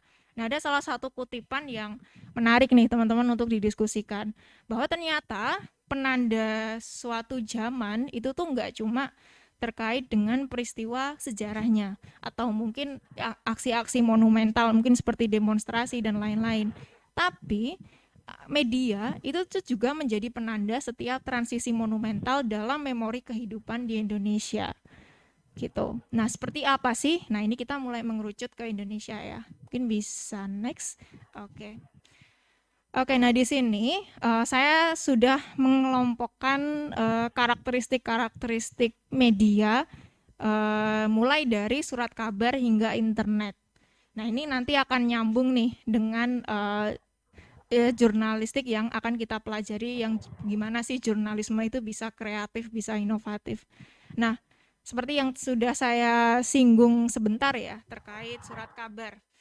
Surat kabar itu dulu waktu zaman sebelum Soekarno, mungkin teman-teman di sini akrab nggak ya dengan sejarah 3 serangkai? Pernah dengar 3 serangkai? Oke, nanti mungkin kuisnya itu aja nanti salah satunya. Oke, nah itu biar belajar sejarah ya. Jadi dulu pernah nggak teman-teman bertanya, kok bisa 3 serangkai itu yang dulu tuh nggak ada internet bisa ketemu? Pertama. Terus yang kedua, kok bisa 3 orang aktivis itu dia pinter-pinter? Maksudnya tahu pemikiran tentang pergerakan di luar negeri, terus kemudian dia bisa ada taktik gimana sih caranya biar Indonesia merdeka, bisa diriin sekolah kayak gitu. Kadang-kadang saya tuh penasaran gitu. Nah, ternyata memang di salah satu sejarah yang mempengaruhi kaum intelektual seperti 3 serangkai itu bisa sangat pinter nih untuk menciptakan atau membuka peluang kemerdekaan Indonesia, itu adalah dengan membaca surat kabar. Jadi karena 3 serangga itu merupakan kaum elit ya, di sini kaum elit itu maksudnya ya bapaknya berada, terus kemudian bapak ibunya berada, kemudian ada akses bisa sekolah seperti itu. Nah, mereka itu pintar karena membaca surat kabar dari lintas negara begitu. Yang dulu mungkin bahasanya masih Belanda, Jepang begitu. Nah, disitulah kemudian salah satu tokoh dari 3 serangkai ini dia memproduksi surat kabar dengan bahasa Indonesia. Jadi salah satu aksi politis yang mungkin awal-awal Indonesia merdeka itu adalah dengan menciptakan media komunikasi dengan bahasa Indonesia. Untuk itulah surat kabar waktu awal itu dikenalnya dengan ini, identik dengan bangsa. Cara kita mengkomunikasikan gimana sih rasanya jadi bangsa, kayak gitu, yaitu dengan kita membaca bahasa Indonesia kayak gitu. Terus kemudian lanjut nih, kan kita mau merdeka nih, tapi surat kabar itu emang dari dulu teman-teman, jadi jangan merasa bersalah kalau nggak suka surat kabar. Emang dari dulu itu banyak sekali yang tidak dibiasakan untuk membaca surat kabar, karena memang teman-teman pendahulu atau mungkin leluhur kita itu juga banyak lebih mengonsumsinya budaya lisan, lebih suka mendongeng seperti itu, lebih suka mengobrol begitu, itu namanya budaya lisan. Dan kemudian terciptalah teknologi bernama radio. Teknologi komunikasi inilah yang akhirnya diciptakan untuk warga. Jadi di situ bahasa komunikasinya yang masif sekali atau banyak sekali digunakan itu adalah kemerdekaan, seperti itu. Nah, terus kemudian lanjut televisi juga sama nih, diciptakan untuk warga. Saat itu mungkin televisi terkenalnya karena TVRI ya. Di sini mungkin teman-teman apakah masih ada yang lihat TVRI atau sudah tidak melihat televisi sama sekali? Jadi dulu tuh TVRI muncul di transisinya Presiden Soekarno dan Soeharto seperti itu. Dan kemudian secara mendalam dipraktekkan oleh Bapak Soeharto untuk menciptakan rasa kebangsaan. Jadi dulu tuh banyak sekali lagu-lagu nasional yang diputarkan di TVRI, salah satu-satunya TV yang bisa dinikmati warga Indonesia saat itu hanya TVRI. Ya pokoknya semua itu TVRI kayak gitu. Terus kemudian muncullah internet yang di sini bisa dikonsumsi oleh teman-teman. Di sini ada nggak sih Bapak Ibu dari teman-teman yang nggak pakai internet? Pasti ada, walaupun cuma cuma WhatsApp kayak gitu kan pasti terjamah ya. Nah, untuk itulah internet ini tuh bisa dibilang menjangkau semua kelompok kayak gitu. Itulah kenapa bahasa dari internet itu adalah ramah. Dan mungkin ketika saya bisa menambahkan itu adalah bebas, seperti itu. Terus kemudian bisa lanjut. Oke. Nah, pada masa transisi itu kita juga punya transisi dalam kaidah jurnalisme atau jurnalistik ya. Jadi teman-teman di sini sudah ada yang kenal 5W plus 1H. 5W plus 1H itu biasanya sudah ya, pasti sudah banyak sekali dijelaskan oleh Bapak Ibu guru maupun kakak tingkat ya. Jadi 5W plus 1H itu ya kaidah jurnalistiknya. Kalau kamu mau nulis berita, ya udah berarti harus mencakup siapa, kenapa, di mana, kapan, dan bagaimana. Nah, di sini ada fakta menarik nih teman-teman. Yang sering akses detik.com siapa nih? Atau sering bacanya detik.com? Atau mungkin ada portal-portal selain itulah, detik.com. Kalau teman-teman baca berita dari detik.com tuh gimana sih teman-teman? Langsung ke intinya biasanya. Langsung apa? Ke inti beritanya. Inti pembahasan. Oke. Lebih suka baca judulnya apa baca beritanya? Judulnya. Oke ya. Ya, saya memahami itu. Oke, jadi ini sebenarnya ada fakta menarik nih teman-teman. Yang dulu ketika ya, dulu mungkin teman-teman masih kenal nggak ya dengan majalah Tempo, majalah Horizon seperti itu, atau mungkin surat kabar Kompas kayak gitu. Itu kan ketika teman-teman melihat tulisannya itu kok panjang-panjang, terus kemudian ini kalau baca gitu tuh paragraf pertama itu udah kayak ini mau nyampein apa sih kayak gitu. Nah, karena itu kita memiliki tanggung jawab untuk menjelaskan 5W plus 1H. Tapi ternyata sejak masuknya internet, percaya atau tidak, jadi ada perubahan kaidah jurnalistik. Nah, itu di media online. Salah satunya itu dipelopori oleh detik.com pada tahun 98. Jadi ketika tahun 98 itu foundernya atau orang yang menciptakan si detik.com ini, dia itu berinovasi atau memiliki memiliki penemuan bahwa yang penting itu, yang dicari orang Indonesia itu bukan kenapa dan bagaimana, tetapi apa yang terjadi, kapan itu terjadi, terus kemudian di situ ada siapa aja sih. Ya udah, akhirnya itu menjadi formula tersendiri bagi berita online. Terus ya sudah, di situ kan mulai internet dan perubahan dalam kita membaca. Kita nggak betah sekarang membaca yang lama-lama seperti itu, maunya baca yang singkat-singkat, sekedar tahu seperti itu. Jadi kita tetap nih suka baca berita, tapi nggak suka baca berita yang bertele-tele dan mendalam. Karena kalau di ilmu psikologi itu sebenarnya manusia dia itu craving for information. Mereka punya hasrat untuk mencari informasi, tapi bagaimana mencarinya, terus kemudian kebiasaannya, nah itu biasanya berubah seiring zaman kayak gitu. Nah, mungkin bisa next. Nah, sekarang kita misalkan tentang jurnalisme kreatif kayak gitu. Detik.com tuh kreatif nggak menurut teman-teman? Dia inovatif nggak? Inovatif kan ya, kreatif kan ya. Mereka bisa membaca pasar, mereka bisa membaca keinginan kita sebagai pembaca. Wong ya pengennya itu kok, tapi kenapa kok harus panjang-panjang kayak gitu. Oke. Nah, di sini ada beda ya teman-teman untuk kreativitas dan inovasi begitu. Kalau kreatif, saya bisa bilang Detik itu sangat kreatif. Tapi kalau inovasi, bisa nggak sih kita katakan bahwa ada portal-portal berita yang inovatif kayak gitu? Menurut saya Detik itu kreatif tapi kurang inovatif. Bagi saya jurnalisme itu juga penting mempertimbangkan aspek inovatif begitu. Karena bagi saya yang inovatif itu dia tidak hanya sekedar memperbarui, tetapi dia juga menyelesaikan masalah. Jadi misalkan nih sekarang masalah literasi itu rendah. Salah satunya kan karena adanya portal berita yang membiasakan kita untuk membaca judulnya saja. Nah kan itu kemudian dari yang tadinya ada masalah kemudian dimunculkan masalah baru seperti itu. Itu menurut saya sih sebenarnya. Tetapi kreativitas di sini memang itu bisa berkembang dan positif juga kayak gitu karena itu menjadi semacam warna baru bagi jurnalisme Indonesia. Tergantung nih kita sebagai pembaca mau bersikap yang seperti apa. Seperti itu. Mungkin bisa lanjut. Oke.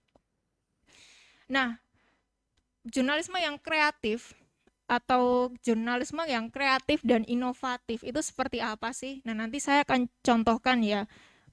Ini dari pandangan saya jurnalisme yang kreatif itu seperti apa. Tapi di sini saya mau mengutip ini salah satu analisis dari namanya tuh Andreas Harsono. Teman-teman kalau mau belajar jurnalistik, mau belajar tentang mencari berita, coba cari tokoh Andreas Harsono. Dia merupakan salah satu wartawan Tempo senior yang dia sering sekali mengajar jurnalistik dan kemudian menjadi juri karya-karya jurnalis dunia. Itu tuh melihat bahwa jurnalisme saat ini yang berkembang dan inovatif yang mungkin bisa memenangkan hati banyak orang tapi kemudian tidak menyepelekan fakta, itu tuh ternyata jurnalisme, karya jurnalismenya itu berisi banyak peta, banyak gambar, banyak statistik, dan bahasanya tuh serasa lukisan. Jadi buat yang ingin bermain dengan gambar, silakan saja, itu masih jurnalisme, itu masih jurnalistik. Jadi terciptalah kolaborasi di situ antara penulis, peneliti, dan desainer, dan bahkan mungkin nanti fotografer. Seperti itu. Banyak sekali kalau teman-teman explore lagi majalah-majalah yang keren itu ada National Geographic, Tempo, seperti itu. Teman-teman bisa referensi di situ, cari referensi. Oh, ternyata bisa ya. Karikatur disandingkan dengan tulisan seperti itu. Gitu. Mungkin bisa next. Oke. Nah, ini saya mulai akan contohkan karya jurnalisme yang kreatif dan inovatif. Di sini teman-teman ada yang suka menonton narasi atau kalau cari berita carinya di narasi atau baru tahu atau di sini ada yang mengidolakan Najwa Shihab? Baru tahu.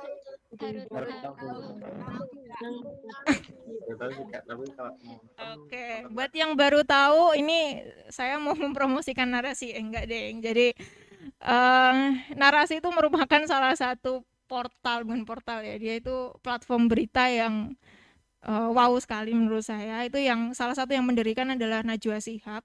Jadi Najwa Shihab itu teman-teman masih kenal kan Najwa Shihab kan ya? Oke, alhamdulillah. Jadi Najwa Shihab itu dia keluar dari Metro TV karena dia tahu adanya disrupsi atau akan selalu ada pergeseran media, kan ada siklusnya. Bisa aja loh TV itu nggak akan digemari anak muda, padahal yang harusnya concern dengan isu-isu nasional maupun global itu ya anak muda. Nah, caranya Najwa Shihab ini biar berita tuh tetap dikonsumsi sama anak muda tuh gimana sih? Ya udah dia sama beberapa rekannya dia mendirikan narasi yang di situ basisnya adalah video. Produk utamanya tuh Mata Najwa, masih sering lihat. Nah, mungkin nanti berita-beritanya itu juga berita-berita yang dengan gambar-gambar seperti ramah lah di HP teman-teman kayak gitu. Mungkin teman-teman ada yang nge-follow Instagramnya Narasi. Itu kan banyak sekali berita-berita yang mudah sekali dikonsumsi oleh anak muda dan seru. Gambar-gambarnya tuh memikat seperti itu. Oke, terus lanjut. Oke, nah selanjutnya, nah ini mungkin yang agak asing ya bagi teman-teman ya, tapi ini juga salah satu yang saya rekomendasikan, itu ada Tirto ID. Jadi Tirto ID itu tidak, ada sih dia produk videonya, teman-teman bisa search di YouTube Tirto ID, di situ ada videonya juga, tapi dia lebih terkenal pada saat itu karena websitenya. Jadi desain websitenya itu menyenangkan teman-teman, banyak sekali ilustrasi di sana, terus kemudian webnya itu sangat mudah diakses, ramah terhadap gawai begitu kan, karena kita harus apa ya, kalau di dunia bisnis, di dunia desainer seperti itu, mungkin teman-teman yang ingin explore silahkan, itu ada yang namanya ilmu UI UX. Jadi kita itu belajar tentang user interface dan user experience untuk menciptakan ya pengalaman yang menyenangkan bagi konsumen saat mengakses platform kita. Dan ternyata itu penting kayak gitu. Kalau misalkan nih kita buka suatu website dan bukanya itu di HP, terus kemudian lemot banget kalau kita buka di HP. Kita kan males ya pasti ya. Nah itu tuh ternyata penting. Nah ini yang dipikirkan oleh Tirto pada saat itu. Dan dia memakai banyak sekali data. Dia punya inovasi, jadi saat itu tuh dia paling terkenal karena cek data pemilu. Jadi saat pemilu itu ada data yang bergerak. Jadi misal dukungannya itu ada berapa sih, itu kita bisa memantau lewat si website si Tirto itu. Terus data-datanya, infografisnya tuh cantik-cantik. Jadi kita bisa memahami, oh ternyata tuh yang terjadi tuh ini toh hasil riset terkait hoax itu tuh yang dimaksudkan hoax adalah ini toh, atau ya semacam seperti itu. Banyak sekali sejarah-sejarah yang juga ditulis ulang oleh si Tirto ini. Misalkan dia menceritakan tentang profil Ki Hajar Dewantoro. Nah, si Tirto itu akan menjelaskan secara detail dengan gambar profil dari Ki Hajar Dewantoro, timelinenya dari lahir kemudian hingga wafat seperti itu. Mungkin bisa lanjut. Oke. Nah, ini yang ini bukan merupakan media Indonesia sebenarnya, tapi seperti apa ya? Seperti dia membuka cabang di Indonesia, itu Vice. Vice itu global, media global, dan ada juga di Indonesia. Nah, yang unik adalah penyampaiannya itu jenaka teman-teman. Jadi isu-isu yang yang diangkat itu kadang-kadang kayak kok ternyata ada begitu semacam kok ada peristiwa di dunia yang ternyata seperti ini. Yang pada awalnya kita mikir ini tuh kayaknya bercanda deh, tapi ternyata beneran ada kayak gitu. Terus kemudian, tapi Vice ini sebenarnya lebih fokus pada isu-isu kaum marginal atau kaum minoritas seperti itu. Seperti yang terdampak perang, seperti itulah. Ya hal seperti itu. Nah itu nanti silakan dieksplor lagi apabila mungkin teman-teman suka dengan tema-tema seperti ini. Nah terus bisa lanjut. Nah ini menurut saya yang paling mutakhir ya. Saya juga baru kenal dengan media ini tuh awal tahun 2021. Namanya tuh Catch Me Up. Jadi teman-teman kalau yang suka baca Twitter, suka mengakses Twitter, itu kan sering sekali yang bikin utas ya. Jadi atau thread kayak gitu, kita bisa baca informasi dari Twitter itu. Nah itu kan style membaca sendiri ya, ada stylenya sendiri. Kalau rasanya tuh kita kayak baca status. Nah, Catch Me Up ini merupakan salah satu portal berita yang teman-teman silahkan bisa berlangganan di situ secara gratis. Jadi teman-teman silahkan masukkan email, kemudian setiap seminggu sekali atau mungkin beberapa hari sekali itu teman-teman akan mendapatkan semacam info di email teman-teman bahwa ini loh yang terjadi. Dan itu tuh kayak ya kita dikasih tahu temen aja seperti itu, kayak kita mengobrol begitu. Makanya bahasanya tuh sangat akrab. Kalau saya screenshotkan di sini akan lebih banyak dan menurut saya nggak efektif. Jadi teman-teman nanti silahkan coba sendiri. Terus kemudian menggunakan tren komunikasi bilingual. Di sini siapa yang kayak anak Jaksel yang suka nyampur-nyampur bahasa Indonesia dan bahasa Inggris? Nah, Catch Me Up seperti itu, dia nyampur-nyampur bahasanya, bahasa Indonesia, kemudian ada bahasa Inggris seperti itu. Terus kemudian penyampaiannya itu brief. alias padat dan jelas kayak gitu. Karena mereka tuh tahu bahwa orang Indonesia tuh fokus bacanya tuh sebentar. Jadi dia itu mencoba mendeliver berita itu dengan cepat, tapi cepatnya itu bukan dangkal, tapi adalah dia fokus pada satu tema. Dan kemudian tema itu dieksplor dengan bahasa-bahasa yang tadi, bahasa-bahasa yang akrab seperti itu. Oke, nah mungkin bisa lanjut. Nah, selain adanya inovasi dari media itu sendiri, teman-teman, ada juga yang penting begitu. Nah, sekarang itu trennya adalah kolaborasi. Nah, kolaborasi ini salah satu wujudnya adalah kerjasama antar media, seperti itu. Jadi, pernah dilakukan liputan itu bersama dengan beberapa media, seperti Tirto, BBC, terus kemudian ada Jakarta Post, kemudian satu lagi sepertinya Vice ya. Nah, beberapa media itu karena memiliki concern yang sama, atau mungkin mereka itu merasa kalau saya liputan sendiri itu nggak kuat karena isunya itu sedemikian luas. Makanya perlu ada lintas lintas kolaborasi, nggak cuma dengan wartawan kita sendiri di media itu sendiri, tapi juga dengan media yang lain. Nah, itu terjadi di liputan Nama Baik Kampus. Dia ini meliput tentang fakta pelecehan seksual di ranah kampus. Itu pada tahun 2018 kalau nggak salah. Iya, tahun 2018, tahun 2019. Sebenarnya itu dampaknya nggak begitu ramai pada saat itu. Tetapi banyak sekali penghargaan yang didapat. Salah satunya adalah dari The Society of Publisher in Asia. Seperti itu. Mungkin bisa next. Oke, nah ini adalah semacam landasan bagi teman-teman.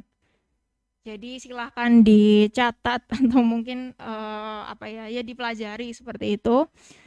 Terkait kriteria sebuah karya jurnalisme itu dinilai berkualitas dan ulung. Selain tadi kita memikirkan tentang ide-ide yang keren, itu kita harus mempertimbangkan 3 hal, teman-teman.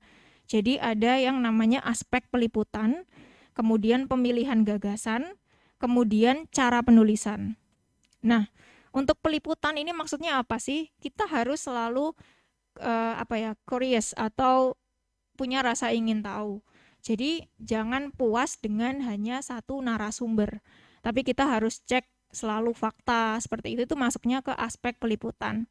Nah, yang gagasan itu maksudnya adalah dengan kita bisa nih memahami, oh ternyata isu yang sedang penting sekarang itu adalah ini.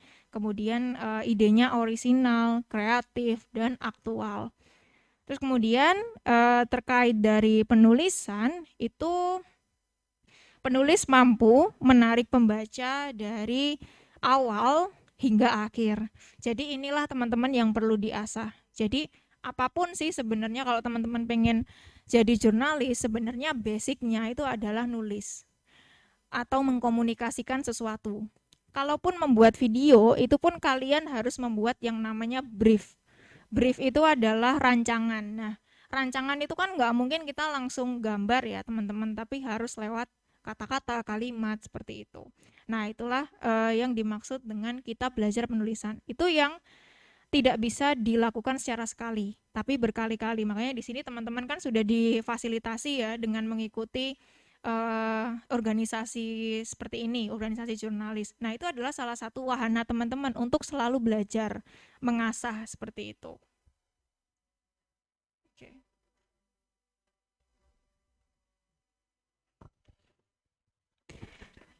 Ya, anak-anak, kita jeda terlebih dahulu karena sedang adzan sholat asar.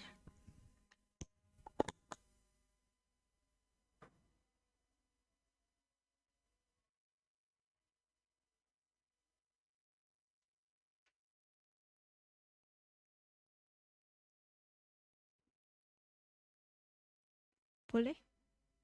Nanti saya langsung pertanyaan aja ya. Habis ini kan selesai. linknya, terus nanti sambil saya adain 4 pertanyaan.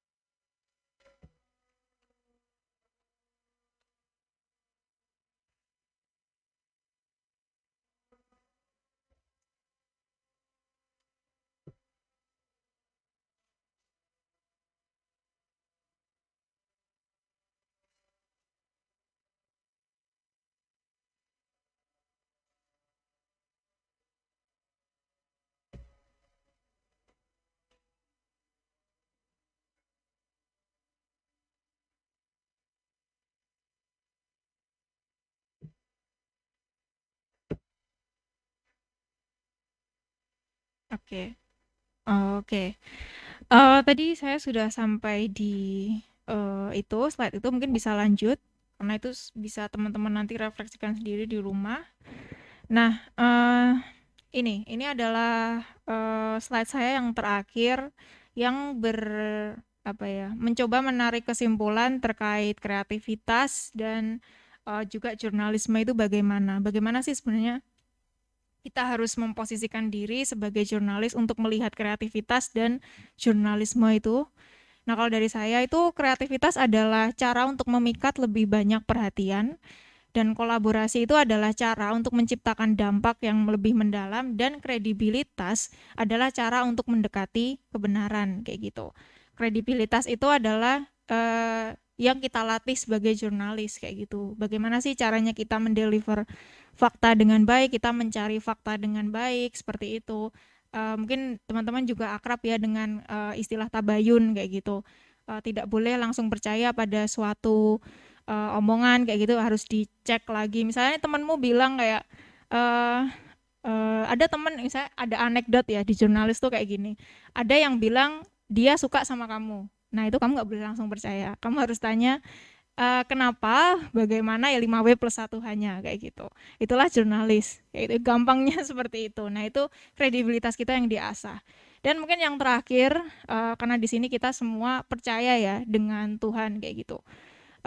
Kan banyak sekali literatur dan mungkin juga literatur keagamaan atau mungkin filsafat dan lain sebagainya, bahwa manusia itu adalah makhluk yang terbatas, tetapi Allah atau Tuhan itu tidak terbatas. Nah, untuk itu ketika kita mencari suatu kebenaran, itu tidak mungkin 100% kebenaran. Kita hanya mendekati kebenaran itu, kayak gitu. Itu yang membuat nanti kita sebagai jurnalis nanti tidak arogan, seperti itu. Mungkin itu dari saya, teman-teman.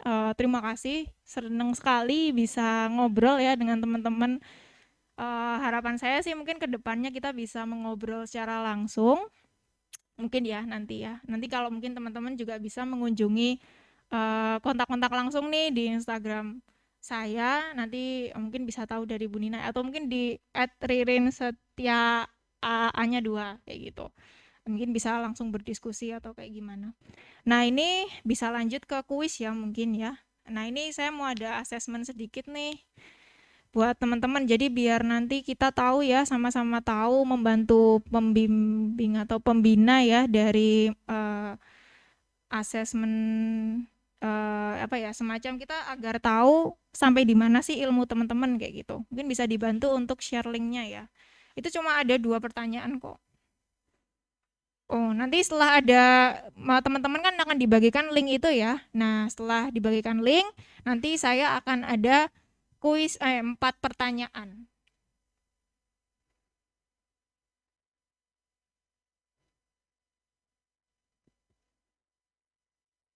Oke. Oh, itu sudah dibagikan ya linknya ya. Oke. Oke, sebentar. Di grup. Oke. Untuk link sudah kami bagikan di grup, silakan anak-anak untuk segera mengisi linknya. Ada 2 pertanyaan di situ.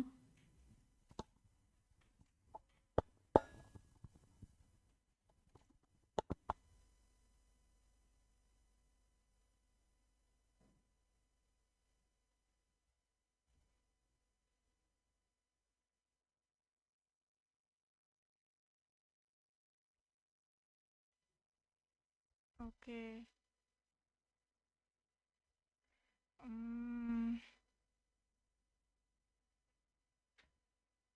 Oke. Nah, di sini saya sebenarnya cuma tanya 2 hal. Ada nggak yang ingin ditanyakan sama sudah pernah melakukan liputan atau belum? Nah, karena saya nggak bisa share screen ya di sini ya, saya akan bacakan hasilnya saja. Sebentar. Oke. Nah, ternyata yang hadir di sini itu ada 43 siswa yang belum pernah liputan ya.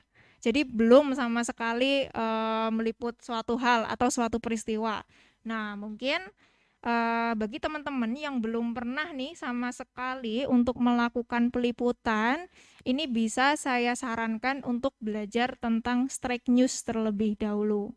Jadi teman-teman sudah dibagikan modul ya oleh Ibu Nina. Di situ teman-teman sekarang kalian bisa buka. Di situ ada materi terkait strike news.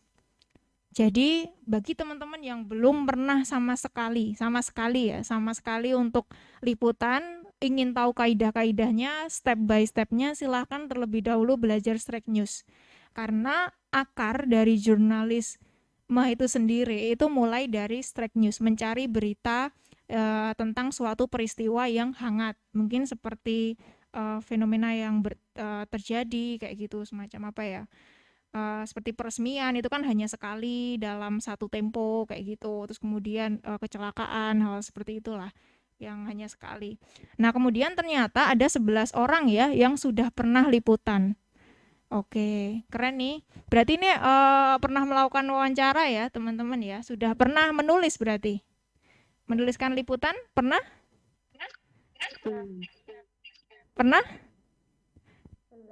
Oh, belum. Ini ada 11 orang yang sudah melakukan liputan nih, mau sharing mungkin? Oke. Pernah ya? Coba dong salah satu sharing gitu. Nah, ini salah satu salah satu pertanyaan saya atau tantangan saya. Coba 1 orang yang sudah pernah melakukan liputan bisa sharing nih atau berbagi. Gimana sih pengalamannya saat melakukan liputan? Boleh ya Ibu Nina, nanti ini dikasih reward begitu. Nah, ini kan ada nih 11 orang nih yang sudah pernah mengaku untuk melakukan liputan. Coba sharing dong, boleh dong? Ada yang resen atau mungkin ingin berbagi pengalaman?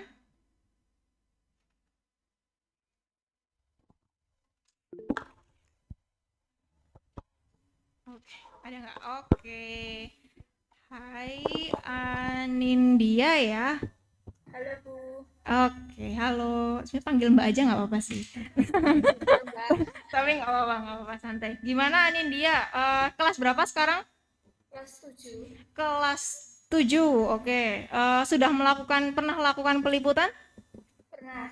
Oke, coba diceritain dong gimana sih pengalamannya melakukan liputan, ngapain aja di sana gitu? Jadi waktu itu saya meliput sebuah berita, tapi dalam menggunakan bahasa Inggris. Oh, Dan waktu meliput itu kan di video, jadi saya harus mengumpulkan informasi yang sedang hot atau sedang tren. Lalu saya membaca itu dengan penuh dengan seperti wartawan, lalu di video perlu sebuah keberanian dan suara yang sedikit lantang agar video itu menjadi liputan yang bagus. oke. Berarti Anindya ya yang mengkonsep peliputannya. Jadi saat itu meliput tentang apa tadi? Berita tentang artis. Artis. Oke, itu meliput atau mencari berita, Anindya? Meliput. Itu caranya gimana? Kamu cari informasinya caranya gimana? Mencari lewat Google berita di detik. Oke. Ya. Oke, Anindya. Berarti Anindya di sini jadi presenter begitu ya? Iya. Oke. Nah, teman-teman perlu apa ya? Kita bedakan ya antara menjadi presenter dengan menjadi wartawan. Jadi apa yang dilakukan Anindya itu adalah mencari informasi dari pihak yang sudah menyediakan informasi, yaitu dari portal berita. Nah, sebenarnya apakah wartawan tuh boleh sih mencari informasi di situ? Sebenarnya itu boleh, tapi hanya sebagai data tambahan. Nah, mungkin apa yang dilakukan Anindya itu juga bagian dari proses jurnalistik kayak gitu, tapi itu masih yang belum utuh Anindya. Jadi Anindya mungkin lebih ke sebagai presenter kayak gitu. Jadi belum, kalau wawancara gitu pernah nggak? Wawancara itu belum pernah. Oke, jadi mungkin, nah Anindya ini mau ikut nggak organisasi jurnalistik di Spalsa ini? Tertarik nggak? Tertarik sekali sih. Oke, nah mungkin nanti berarti bisa jadi ini ya PR buat kakak tingkat atau mungkin pembina bahwa nanti akan lebih banyak nih variasinya Anindya. Mungkin Anindya bisa menjadi presenter dan mungkin juga bisa nanti yang mencari berita atau memotret suatu peristiwa yaitu dengan wawancara seperti itu, wawancara langsung begitu. Jadi tidak mencari di portal berita. Oke, keren Anindya. Mungkin nanti bisa ketemu lagi dengan teman-teman untuk belajar jurnalistik begitu. Oke, terima kasih Anindya. Mungkin nanti bisa ya hadiahnya dimintakan kepada Bu Dina kayak gitu. Oke. Nah, lanjut ya. Sekarang ada pertanyaan yang selanjutnya. Oke. Itu pertanyaannya yang kedua, apakah sudah muncul, teman-teman? Belum ya? Nah, sebelum saya tanyakan ke teman-teman, mungkin teman-teman ada yang ingin bertanya nih terkait atau mungkin berdiskusi ya. Nah, itu silakan bisa menyampaikan di kolom komentar atau bisa langsung klik di link yang sudah dibagikan Ibu Nina.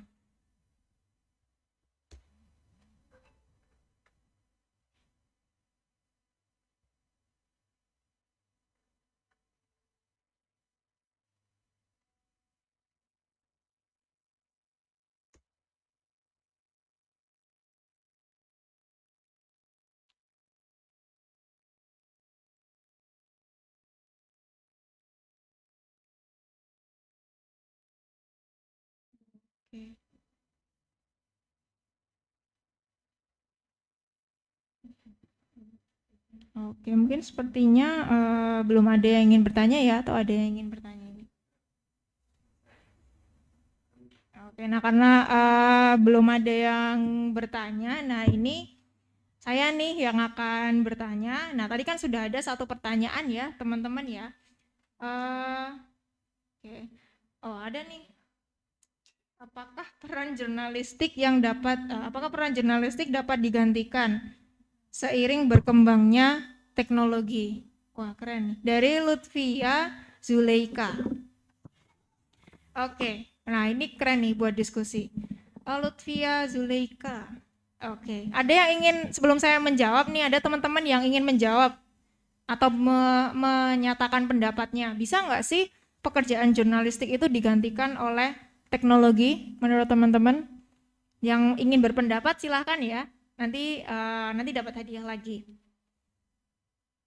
Ini nih, ada tantangan nih dari Lutfia. Pertanyaannya keren banget. Mungkin nanti bisa dijawab oleh teman-teman. Menurut teman-teman, pekerjaan jurnalis itu bisa digantikan nggak sih sama teknologi? Karena sekarang kan banyak banget pekerjaan-pekerjaan yang sudah dialihkan ke teknologi. Oke, ada yang ingin berpendapat? Saya. Oke, siapa nih? Velove 7E29. Oke. Halo Velove, ini nama panggilannya siapa? Velove aja. Oke, silakan Velove. Gimana kalau pendapatnya Velove? Tidak bisa, Kak. Kenapa? Kan kalau misalnya digantikan dengan teknologi rasanya kayak berbeda gitu. Kayak yang ngomong itu beda. Yang menyampaikan itu kayak beda saja kalau bedanya di mana? Kayak ada interaksinya, ada kayak bahasanya itu kayak lebih itu apa? Lebih pokoknya lebih dimengerti gitu. Oke, nanti kalau digantikan teknologi takutnya bahasanya tidak dimengerti begitu ya. Orang itu nggak paham apa yang disampaikan oleh si teknologi tersebut. Oke, berarti nggak bisa ya kalau misalkan jurnalis diganti robot atau software gitu? Tidak. Oke, jadi lebih kepada lebih karena jurnalis itu pekerjaan dari manusia untuk memahami manusia yang lain. Begitu. Oke, terima kasih. Nah, mungkin nanti bisa dieksplorasi lagi ya, Velove itu nanti keren. Mungkin sembari nanti belajar jurnalistik, nanti bisa dieksplorasi kenapa sih kok jurnalis itu nggak bisa digantikan oleh robot atau teknologi yang lain kayak gitu. Nah, teman-teman, ini yang menarik ya. Jadi silahkan nanti bisa hadiahnya dimintakan ke Bu Nina ya. Makasih Velove atas tanggapannya begitu. Senang bisa diskusi sama Velove. Oke. Nah, sebenarnya banyak sekali piranti atau alat-alat jurnalistik yang sudah digantikan oleh teknologi. Jadi salah satu pekerjaan jurnalistik itu kan wawancara ya, teman-teman ya. Nah, ternyata sekarang itu ada teknologi untuk mentranskrip wawancara ke bentuk tulisan. Jadi, teman-teman tidak perlu repot-repot nih untuk mengetik kayak gitu. Tapi memang dari profesi jurnalis itu sendiri, itu tuh kalau hemat saya memang susah untuk digantikan. Karena seperti yang tadi Velove katakan ya, gimana kalau nanti manusianya ngomong ini tapi robotnya nangkepnya berbeda. Atau mungkin nggak bisa nih dari ngomong hati ke hati kayak gitu. Karena memang pekerjaan mendengarkan ya, itu tuh memang anugerah dari anugerah untuk manusia sebenarnya. Jadi keren banget. Mungkin dengan kita menggunakan teknologi ya untuk memanfaatkan teknologi, karena sekarang jurnalis itu akan banyak sekali menggunakan data. Jadi teman-teman pun yang suka dengan bidang jurnalis itu nggak bisa hanya menulis saja, tapi bisa dengan meneliti data seperti itu. Nah, gunakanlah teknologi-teknologi seperti itu, gunakanlah teknologi editing yang keren biar nanti kalian bisa menjadi jurnalis yang tidak tergantikan oleh teknologi. Oke, nah tadi udah ada sebuah pertanyaan. Oh, satu aja. Oke.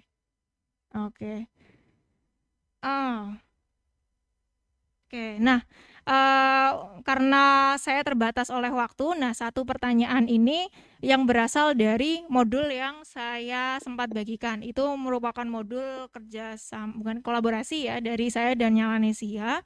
Nah, kan di situ ada yang namanya strict news sama feature. Nah, coba nih teman-teman mencoba menjelaskan apa sih bedanya strict news dengan feature. Satu pertanyaan nih, nanti menyesal tidak bisa mendapatkan hadiah dari Bu Nina. Ya, Kak. Oke, siapa nih? Kanza Airin Tama. Oke, Kanza. Oke, gimana nih? Bisa dijelasin dong, tolong dijelasin ke teman-teman dan ke saya. Bedanya strict news dan feature tuh apa sih? Kalau menurut Kanza? Kalau strict news itu dijelaskan apa adanya. Jadi gimana ya? Pokoknya jelas semua gitu loh, apa adanya. Dijelaskan dari awal sampai akhir. Kalau feature itu sangat kreatif. Jadi di dalam kalimatnya atau videonya itu tuh dibikin sesuatu yang menarik perhatian gitu. Yang ada keindahannya. Oke, jadi kalau dari pemahaman dari Kansa, strike news itu lebih kaku gitu ya bahasanya ya. Jadi lebih dibacanya tuh banyak data, terus kemudian ada peristiwa, dijelaskan aja peristiwanya itu terjadinya 5W+1H begitu. Oke, nah kalau feature berarti bahasanya lebih kreatif. Iya, lebih kreatif. Kreatifnya tuh kayak gimana? Banyak improvisasi. Terus bahasanya tuh menarik perhatian gitu loh. Oke, iya. Oke, terima kasih Kansa. Nah, itu salah satu yang disoroti ya, perbedaan. Jadi sebenarnya perbedaan strict news dan feature itu sangat banyak.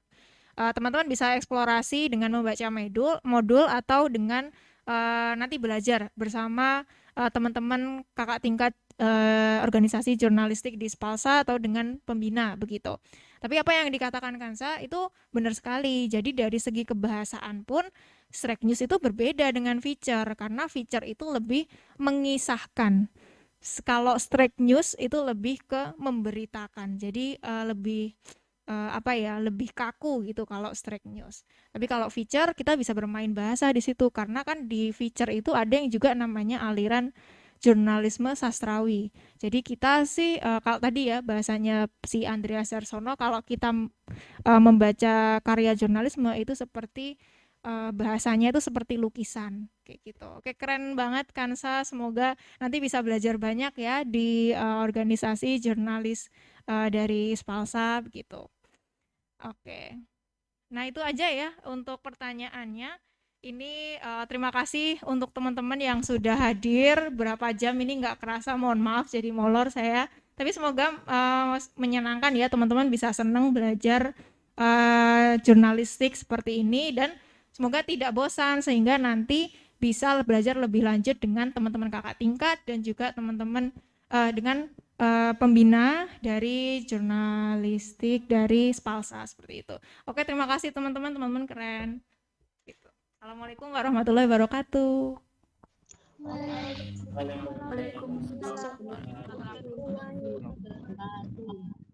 Ya. Terima kasih kami ucapkan kepada Kak Ririn Setiawati, Sarjana Ilmu Komunikasi, atas ilmu yang sangat luar biasa ya anak-anak ya. Kita siang hari ini mendapatkan ilmu yang sangat besar sekali bagaimana mempelajari jurnalistik yang kreatif, kemudian perkembangan jurnalistik di era sekarang, kemudian jenis-jenis berita dari berbagai macam media itu dijelaskan dengan sangat baik oleh Kak Ririn. Kami ucapkan terima kasih yang sebesar-besarnya. Kemudian kita memasuki acara yang terakhir yaitu pengumuman dan juga penutupan. Untuk pengumuman yang pertama yaitu pengiriman pulsa untuk anak-anak akan dilaksanakan mulai nanti malam, sehingga anak-anak mohon jangan lupa untuk mengisi presensi yang sudah dibagikan di awal acara tadi. Kemudian yang kedua, untuk hadiah ada 18 hadiah, 4 untuk siswa yang tadi mengikuti tanya jawab dan 14 siswa untuk siswa yang aktif. Ini untuk 4 siswa. Yang pertama yaitu Anindya kelas 7. Tadi nanti mohon dibagikan di grup kelas 7-nya kelas 7 apa. Kemudian yang kedua Lutfia Zulaikha, yang ketiga Velove 7E, yang keempat Hansa 7E. Untuk 14 siswa lainnya akan kami umumkan melalui grup, jadi mohon untuk tidak keluar dari grup.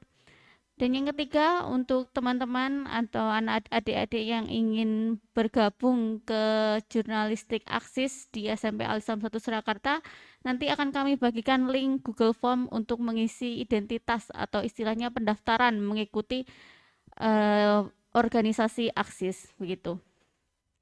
Alhamdulillah kita telah sampai di penghujung acara. Terima kasih banyak kepada narasumber dan juga kepada para peserta yang telah menyimak dari acara dari awal hingga akhir. Semoga banyak ilmu yang didapat dan diaplikasikan di kehidupan sehari-hari. Saya akhiri untuk webinar siang hari ini dengan mengucapkan hamdalah, alhamdulillahirabbil alamin.